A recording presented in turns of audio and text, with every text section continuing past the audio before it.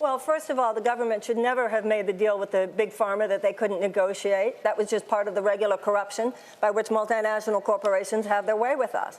You know, I want to say that while I agree with, I'm with Senator Bennett and others, but I agree with almost everything here. I'll tell you one thing.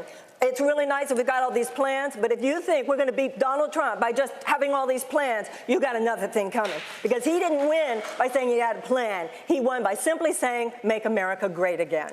We've got to get deeper than just these superficial fixes, as important as they are.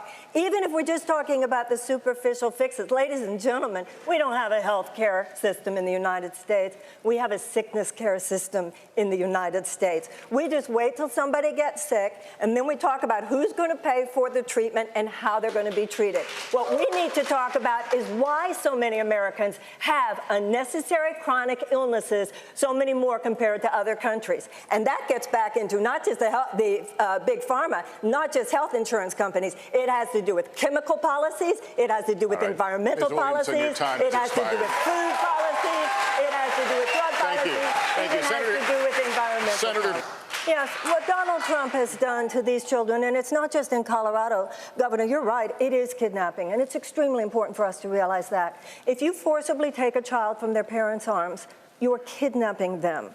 And if you take a lot of children and you put them in a detainment center, thus inflicting chronic trauma upon them, that's called child abuse. This is collective child abuse.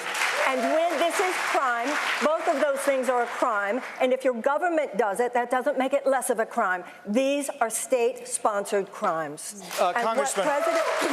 And what President Trump has done is not only attack these children, not only demonize these immigrants, he is attacking a basic principle of America's moral core. We open our hearts to the stranger. This is extremely important. And it's also important for all of us to remember, and I have great respect for everyone who is on this stage, but we're going to talk about what to do about health care. Well, where have you been, guys? Because if it's not just a matter of a plan, and I haven't heard anybody on this stage who has talked about American foreign policy in Latin America and how we might have, in the last few decades, contributed to something being more. Senator Gillibrand. And there will be accountability for the officer involved. But you're the mayor. You should fire the chief if that's the policy and someone died. All of these issues are extremely important, but there are specifics, there are symptoms, and the underlying cause has to do with deep, deep, deep realms of racial injustice, both in our criminal justice system and in our economic system. And the Democratic Party should be on the side of reparations for slavery for this very reason. I do not believe that the average American is a racist, but the average American is woefully undereducated about the history of race in the United States. Ms. Williamson, thank you very much. Vice President Biden, we're going to get to you. Hang on, we're going to get to stage. I would like to speak on the issue of race. Hold on a moment. Campaign to the Republican Party. Hold one moment. Just trust us on this. The fact that somebody has a younger body doesn't mean you don't have old ideas. No, we didn't do it. John Kennedy did not say, I have a plan to get a man to the moon, and so we're going to do it, and I think we can all work together, and maybe we can get a man on the moon.